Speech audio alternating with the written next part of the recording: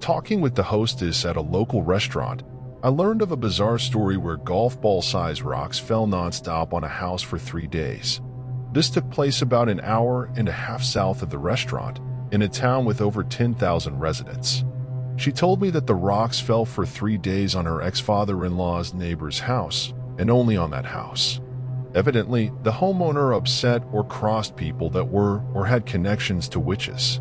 As word got out about the raining rocks, she added, people began driving by to witness it for themselves. The people living in that house moved away shortly after the incident, she told me.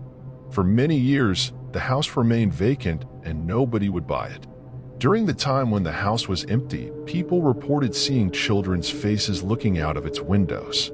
She told me that some have speculated if those faces were not children, but actually duende.